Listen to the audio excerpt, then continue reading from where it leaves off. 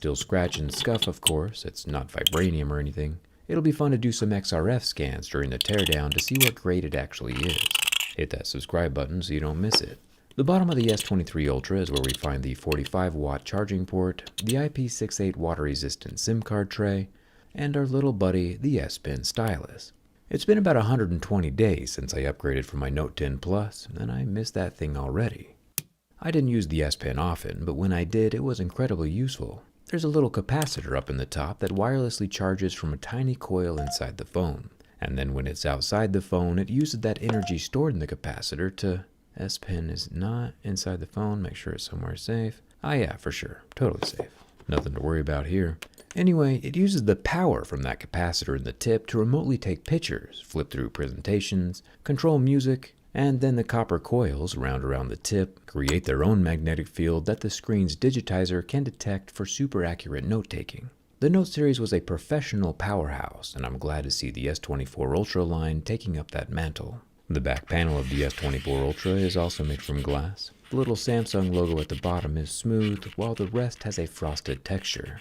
The individual camera bump circles stick out a bit like last year, and the year before, and the year before. We have our 12 megapixel ultra-wide camera up top, our main 200 pixel camera in the center, and a 50 megapixel 5x telephoto on the bottom, with another 10 megapixel 3x telephoto on the right.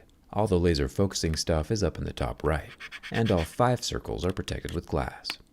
Along with the new titanium fad, I'm also super down with the super flat displays. Not only are they more functional, usable, visible, and less prone to damage, but they also gotta just be easier to manufacture. Samsung's using a 6.8-inch 1440p 120Hz LTPO AMOLED screen that lasts for about 30 seconds under my lighter before going white and not recovering.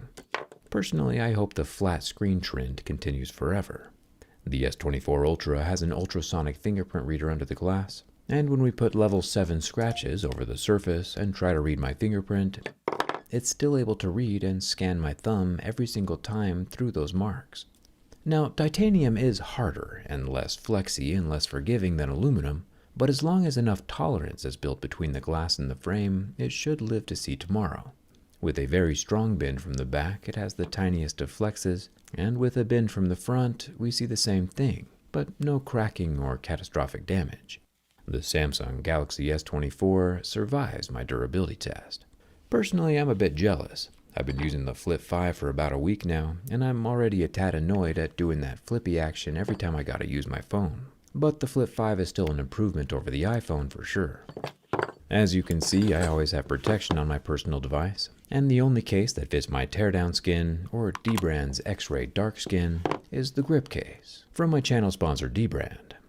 They still have the buy one get both sale going on for the X-Rays, by the way. This year they outdid themselves by making the S24 Ultra grip case MagSafe compatible. Link is down in the description. Even though I normally always have a case, this time around I think I'm going to rock the Flip 5 without protection. 1, because it's thick, and 2, I want to give it a proper long-term real-world durability test. Of course, it's not because I secretly hope it breaks within a few months and I can switch to the S24 Ultra instead. I wouldn't do that.